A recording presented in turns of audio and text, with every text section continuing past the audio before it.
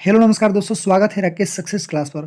तो फ्रेंड्स, आप सब कैसे हैं? उम्मीद करते हैं आप सब अच्छे होंगे और मस्त होंगे। तो फ्रेंड्स, आज की इस वीडियो में हम लोग देखने वाले हैं यानी कि एसीसीजीडी से यानी कि कहे तो महत्वपूर्ण जीके, ठीक है, यानी कि 25 प्रश्नों को देखने वाले हैं फुल डिस्कशन के साथ फ्रेंड्स। यानी कि जो चारों ऑप्शन है उसको लेकर चलेंगे, यानी कि आपका कोई भी कन्फ्यूजन नहीं रहेगा, ठीक है। तो फ्रेंड्स, लास्ट तक यानी कि वीडियो जब देखिएगा तब कहिएगा यानी कि क्या इसमें कंटेंट आपको बतलाया गया है, ठीक है। तो फ्रेंड्स, इस वीडियो को लास्ट तक वॉचिंग जरूर कीजिएगा।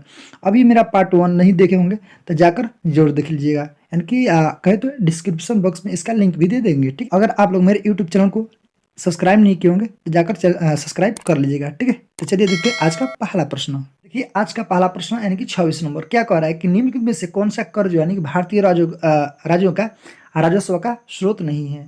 तो इसका सही आंसर हो जाएगा ऑप्शन नंबर डी, यानी कि निगम कर, ठीक है। निगम कर कहे तो फ्रेंड्स आपका भारतीय राज्यों का यानी कि राजस्व का स्रोत नहीं है, ठीक है। निगम कर कहे तो फ्रेंड्स यानी कि कहे तो यानी कि केंद्र सरकार द्वारा यानी कि लगाया जाने वाला एक कर है। निगम कर किसके द्वारा? यानी कि केंद्र द्वारा लगाया जाने वाला एक कर है। कहे तो फ्रेंड्स, निगम कर जो है यानी कि भारत सरकार के यानी कि आय का मुख्य स्रोत है, ठीक है। एक कई बार आपसे पूछा भी गया है। निगम कर कहे तो फ्रेंड्स यानी कि लाभांश पर लिया जाता है। कैसे? लाभांश पर लिया जाता है। तो इसको नोट चलेगा। अगर पूछेगा फ्रेंड्स कि कौन सा कर है तो प्रत्यक्ष कर है, ठीक है। ये प्रत्यक्ष करके उदाहरण है, ठीक है। चलिए अगला क्वेश्चन है आपका 27 नंबर। कह रहा है कि मांग जो है यानी कि अनुदान कब बन सकती है, कब बन जाती है। तो फ्रेंड्स, इसका सही आंसर हो जाएगा ऑप्शन नंबर सी, यानी कि मांग स्वीकार हो जाने के बाद, ठीक है। तो इसको नोट चलेगा। अगर पूछेगा फ्रेंड्स, इसको पूछता है यानी कि केंद्र सरकार द्वारा यानी कि राज्यों का अनुदान जो है यानी कि किस आर्टिकल के तहत दिया जाता है। तो इसको नोट चलेगा अनुच्छेद 275, ठीक है। अनुच्छेद 275 इसको नोट चलेगा। अगर पूछेगा फ्रेंड्स की वार्षिक वित्तीय विवरण किस आर्टिकल के तहत यानी कि भारतीय अनुच्छेद में है यानी कि 112, ठीक है। इसको नोट करते चलेगा यानी कि वार्षिक वित्तीय विवरण। चलिए अगला क्वेश्चन देखते हैं आपका 28 नंबर।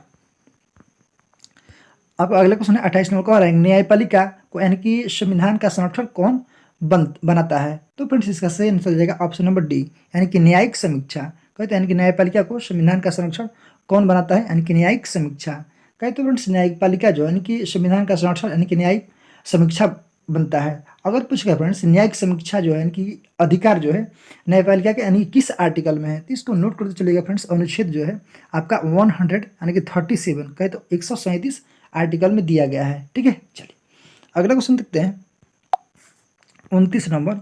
क्या कह रहा है फ्रेंड्स, बहुत ही इंपॉर्टेंट है। 29 क्वेश्चन है फ्रेंड्स, कह रहा है कि टुंड्रा प्रकार की यानी कि जलवायु का दूसरा नाम क्या है। तो इसका सही आंसर हो जाएगा ऑप्शन नंबर डी, यानी कि ध्रुवीय जलवायु। तो इसको नोट करते चलेगा फ्रेंड्स, कई बार आपसे पूछ लिया गया है। चलिए अगले क्वेश्चन देखते हैं 30 नंबर। कह रहा है किसने कहा था कि यानी कि संसदीय प्रणाली यानी कि सरकार का दैनिक मूल्यांकन भी यानी कि उपलब्ध कराती है और आवधिक भी। तो इसका सही आंसर हो जाएगा ऑप्शन नंबर आपका ए हो जाएगा, यानी कि डॉक्टर भीमराव अंबेडकर। तो इसको नोट कर चलेगा फ्रेंड, डॉक्टर भीमराव अंबेडकर ने कहा था कि संसदीय प्रणाली जो है यानी कि सरकार का दैनिक मूल्यांकन भी उपलब्ध कराती है और आवधिक भी, ठीक है। तो इसको नोट कर चलेगा। अगर पूछेगा फ्रेंड्स कि ये भी पूछा जाता है कि डॉक्टर भीमराव अंबेडकर यानी संसदीय प्रणाली के पक्ष में कहे तो तर्क दिया कि यह जो है यानी कि अधिकार उत्तरदायी सरकार द्वारा प्रदान की जाती है, ठीक है। चलिए जो प्रथम राष्ट्रपति थे यानी कि डॉक्टर राजेंद्र प्रसाद थे और प्रथम जो प्रधानमंत्री थे आपका जवाहरलाल नेहरू थे। अगला क्वेश्चन है 31वां क्वेश्चन है फ्रेंड्स, कह रहा है कि भारत का यानी कि अंतिम अंग्रेज यानी कि गवर्नर जनरल कौन था। तो इसका सही आंसर हो जाएगा ऑप्शन नंबर बी, यानी कौन? Lord Mountbatten. लॉर्ड माउंटबेटन की बात करें तो फ्रेंड्स भारत के अंतिम यानी कि अंग्रेज गवर्नर यानी कि जनरल था लॉर्ड माउंटबेटन। अगर पूछेगा फ्रेंड्स सी राजा गोपालाचारी कब थे, अगर पूछेगा तो भारत का अंतिम, ठीक है, यानी कि भारत का अंतिम भारतीय गवर्नर जनरल कौन था? सी राजा गोपालाचारी, ठीक है। तो इसको नोट करते चलेगा। अगर पूछेगा फ्रेंड्स कि भारत का प्रथम वायसराय कौन था, अगर पता है तो बतलाइए। देखिए प्रथम वायसराय कौन था? लॉर्ड कैनिंग था, ठीक है। प्रथम वायसराय कौन था? लॉर्ड कैनिंग था। तो इसको नोट कर चलेगा। चलिए अगला क्वेश्चन देखते हैं फ्रेंड्स 32 नंबर को आ रहा है कि मानव शरीर में कहे तो भारी मात्रा में आसवन जल यानी कि डालने से लाल रक्त कोशिकाएं यानी कि कैसा हो जाता है। तो फ्रेंड्स इसका सही आंसर हो जाएगा ऑप्शन नंबर सी, यानी कि सूजती और फूट जाती है, ठीक है। चलिए अगला क्वेश्चन देखते हैं 33 नंबर। क्या कह रहा है कि नाभिक रिएक्टर में इस्तेमाल किए जाने वाला ईंधन कौन सा है। तो फ्रेंड्स इस साइंस से प्रश्न है तो इसका सही आंसर हो जाएगा ऑप्शन नंबर सी, यानी कि यूरेनियम। ठीक है, तो इसको नोट चलेगा। और पूछा जाता है कि कौन सा यूरेनियम, तो यूरेनियम 235। ठीक है, कहे तो फ्रेंड्स नाभिकीय रिएक्टर में यूरेनियम 235 का या तो प्लूटोनियम आपका 239 का प्रयोग होता है। ठीक है, तो इसको नोट चलेगा। अगर पूछेगा फ्रेंड्स कि रिएक्टर में कहे तो यानी कि मंदक के रूप में भारी जल या ग्रेफाइट का प्रयोग किया जाता है। ठीक है, आप बचपन से ही पढ़ते आ रहे होंगे। अगर पूछेगा फ्रेंड्स मंदक के रूप में कहे तो रिएक्टर में न्यूट्रॉन की गति को जो है यानी कि धीमा करता है, यानी कि मंदक में कहे तो रिएक्टर यानी कि न्यूट्रॉन की गति को धीमा करता है। इसको नोट चलेगा। चलिए अगला क्वेश्चन है आपका 34 नंबर। क्या कह रहा है कि खाली स्थान के यानी कि बनने से संग्रहित यानी कि रक्त जो है यानी कि भूरा हो जाता है। तो इसका सही आंसर हो जाएगा ऑप्शन नंबर सी, यानी कि मीथोमोग्लोबिन। तो फ्रेंड्स इसको नोट चलिएगा। ठीक है, चलिए अगला क्वेश्चन देखते हैं आपका 35 नंबर का। प्रकाश संश्लेषण की क्रिया में किस प्रकार का यानी कि प्रकाश सबसे अधिक प्रभावशाली होता है? इसका सही आंसर हो जाएगा ऑप्शन नंबर डी, यानी कि कैसा, लाल। तो इसको नोट करते चलेगा फ्रेंड्स। कहे तो पौधे में यानी कि जल जो है प्रकाश यानी कि पर्णहरिता तथा यानी कि कार्बन डाइऑक्साइड की यानी कि उपस्थिति में कार्बन जो है यानी कि कार्बन जो हाइड्रेट है इसका निर्माण जो होता है यानी कि प्रकाश संश्लेषण में किया जाता है। ठीक है, तो इसको नोट चलेगा। अगला क्वेश्चन है फ्रेंड्स 36 नंबर क्वेश्चन है फ्रेंड्स। कह रहा है कि टीकाकरण यानी कि रोगों की रोकथाम में मदद करता है, क्यों, यानी कि व्हाई। तो फ्रेंड्स इसका सही आंसर आ जाएगा ऑप्शन नंबर आपका हो जाएगा बी, यानी कि शरीर में प्रतिरोधक यानी कि शक्ति पैदा करता है। ठीक है, तो इसको नोट चलेगा। अगर पूछेगा फ्रेंड्स कि सर्वप्रथम कहे तो यानी कि टीका जो है यानी कि चेचक जो है चेचक का टीका का आविष्कार किसने किया था? तो एडवर्ड जेनर। ठीक है, तो इसको नोट कर चलेगा। अगर पूछेगा फ्रेंड्स कि पोलियो वैक्सीन का खोज किसने किया था? तो जॉन ई सैल्क। ठीक है, अगर बीसीजी का खोज कहे तो फ्रेंड्स यूरिन कालमेट द्वारा किया गया था। चलिए अगला क्वेश्चन देखते हैं 37 नंबर। क्या है, कह रहा है कि यदि आप यानी कि गोलकोंडा, ठीक है सॉरी गोलकोंडा जो है किला को देखने चाहते हैं तो निम्नलिखित में से यानी कि किस राज्य में आपको जाना पड़ेगा? तो गोलकोंडा का किला कहाँ है फ्रेंड्स? चलिए इसका सही आंसर देखते हैं ऑप्शन नंबर सी। ठीक है, यानी कहाँ पर है आपका आंध्र प्रदेश में है। तो इसको नोट आंध्र प्रदेश में है। ये भी पूछा जाता है फ्रेंड्स कौन सा शताब्दी में बनवाया गया था? तो इसको नोट होते चलेगा 14वीं शताब्दी में। ठीक है, कहे तो फ्रेंड्स गोलकोंडा के किले में यानी कि गोल गुंबद का निर्माण किसने करवाया था? तो कुली कुतुब शाह ने। ठीक है, तो इसको नोट क्वेश्चन फ्रेंड्स कह रहा है कि भारतवर्ष का यानी कि सबसे बड़ा यानी कि सभा जो है यानी कि भवन श्री शरण यानी कि मुखानंद हॉल कहाँ स्थित है? तो इसका सही आंसर हो जाएगा ऑप्शन नंबर बी, यानी कि कहाँ पर है आपका मुंबई में है। तो इसको नोट करते चलिए। अगर पूछेगा फ्रेंड्स इसका निर्माण कब करवाया गया था? तो 1965 में। कब? 1965 में। अगर पूछेगा फ्रेंड्स ये भी पूछा जाता है कि भारत में सबसे बड़ा गुफा मंदिर कौन सा है? तो एलोरा का कैलाश मंदिर है। ठीक है, इसको नोट कर चलेगा। अगर पूछेगा फ्रेंड्स कि भारत का सबसे बड़ा नदी बांध कौन सा है? तो हीराकुंड नदी बांध है। ठीक है, कौन सा है?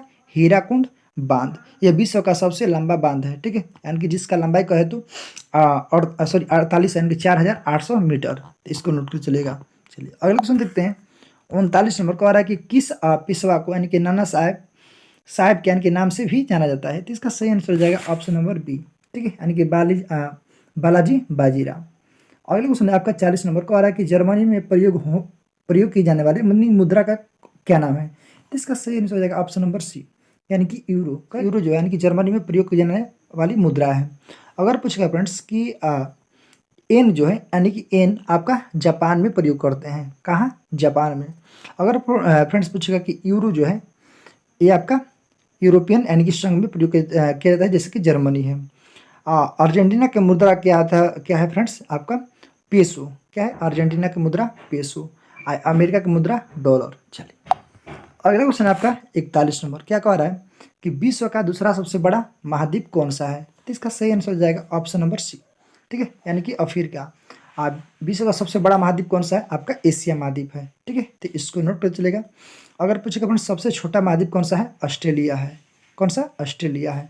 तो इसको नोट कर चलेगा। अगर ये भी पूछा जाता है फ्रेंड्स कि प्यासी भूमि का देश, ठीक है, यानी कि ऑस्ट्रेलिया को कहा जाता है। ठीक है, कंगारुओं का देश ऑस्ट्रेलिया को।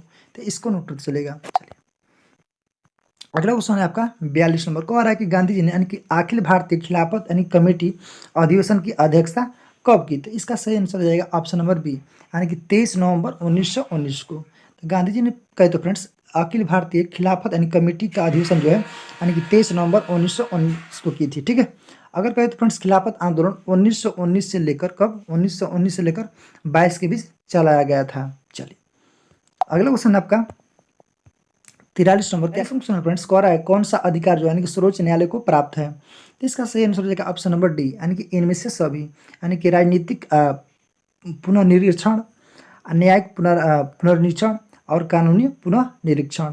तो फ्रेंड्स ये आपका तीनों करेक्ट आंसर हो जाएगा। ठीक है, चलिए अगला क्वेश्चन है आपका 44 नंबर, क्या कह रहा है कि बेटफ्रेड विश्व यानी कि स्नूकर चैंपियनशिप 2020 का किसने जीता। तो इसका सही आंसर हो जाएगा ऑप्शन नंबर ए, यानी कि रिनी ओ सुलीवान। ठीक है, ऑप्शन नंबर ए आपका सही आंसर हो जाएगा। अगला क्वेश्चन है आपका 45 नंबर, कह रहा है कि बीएसएफ का नए महानिदेशक कौन यानी कि कौन है अभी वर्तमान में। ठीक है, अगला क्वेश्चन है फ्रेंड्स, कह रहा है कि 45 नंबर कि बीएसएफ का नए यानी कि महानिदेशक किसे बनाया गया है। इसका सही आंसर हो जाएगा ऑप्शन नंबर ए, यानी कि राकेश अस्थाना को। ठीक है, चलिए अगला क्वेश्चन है आपका 46 नंबर, कह रहा है कि निम्न में से किस एक क्रिकेटर को 2020 में राजीव गांधी खेल रत्न पुरस्कार दिया गया है। तो इसका सही आंसर हो जाएगा ऑप्शन नंबर डी, यानी कि रोहित शर्मा। रोहित शर्मा को कब दिया गया था राजीव गांधी खेल रत्न पुरस्कार आपका 2020 में। ठीक है, तो इसको नोट चलेगा। अगर कहे तो फ्रेंड्स राजीव गांधी खेल जो है पुरस्कार है यानी कि एक खेल यानी कि कुल के सर्वोच्च यानी कि भारत में सर्वोच्च सम्मान है। ठीक है, यानी कि राजीव गांधी कहे तो फ्रेंड्स एक कब स्टार्ट हुआ था 1991 में। कब 1991 में। कहे तो फ्रेंड्स सर्वप्रथम राजीव गांधी खेल रत्न पुरस्कार कहे तो विश्वनाथन आनंद को दिया गया था। ठीक है, यानी कि शतरंज से संबंधित है, तो इसको नोट चलेगा। चलिए अगला क्वेश्चन देखते हैं आपका 47 नंबर, क्या कह रहा है फ्रेंड्स कि भारत ने पहली बार यानी कि भारी वजन वाला यानी कि टारपीडो को नवंबर 2020 में लॉन्च किया, यानी कि उसका नाम क्या है। तो इसका सही आंसर हो जाएगा ऑप्शन नंबर बी। ठीक है, यानी कि वरुणा अस्त्र। 48वां क्वेश्चन फ्रेंड्स कह रहा है किस भारतीय खिलाड़ी को यानी कर्नाटक सरकार द्वारा यानी कि एकलव्य पुरस्कार से सम्मानित किया गया। तो इसका सही आंसर हो जाएगा ऑप्शन नंबर आपका बी हो जाएगा, यानी कि KL राहुल को। ठीक है, चलिए अगला क्वेश्चन है फ्रेंड्स आपका 49 नंबर, कह रहे किस स्थान पर विवेकानंद यानी कि स्मारक स्थित है। तो इसका सही आंसर हो जाएगा ऑप्शन नंबर आपका डी हो जाएगा। ठीक है, यानी कि कन्याकुमारी में आपका विवेकानंद जी का स्मारक है। ठीक है, इसको नोट चलेगा। अगर पूछेगा फ्रेंड्स कि स्वामी विवेकानंद ने यानी कि बेलूर मठ का स्थापना किया था कब 1887 में। ठीक है, एक कई बार आपसे पूछा भी गया है। अगर कहे तो फ्रेंड्स स्वामी विवेकानंद ने यानी रामकृष्ण मिशन का स्थापना ये भी 1887 में ही किए थे। ठीक है, तो इसको नोट कर चलेगा, बेलूर मठ और रामकृष्ण मिशन का स्थापना। ठीक है, तो चलिए फ्रेंड्स अब पोंडुचेरी में कहे तो फ्रेंड्स किसका स्मारक है आपका अरविंद घोष का स्मारक है। ठीक है, अब पवनार आश्रम जो है यानी कि किससे संबंधित है आपका कहे तो विनोबा भावे से संबंधित है। ठीक है, सेवाग्राम का संबंध किससे है आपका महात्मा गांधी से। चलिए अगला क्वेश्चन है फ्रेंड्स आपका लास्ट क्वेश्चन आज का, क्या कह रहा है कि भारतीय प्रमुख यानी कि बंदरगाहों में से कौन सा प्राकृतिक बंदरगाह नहीं है। तो इसका सही आंसर हो जाएगा ऑप्शन नंबर डी। ठीक है, यानी कि पारादीप। पारादीप का तो फ्रेंड्स आपका प्राकृतिक बंदरगाह नहीं है, यानी कि मानव निर्मित द्वारा बंदरगाह है। तो इसको नोट करते चलेगा फ्रेंड्स।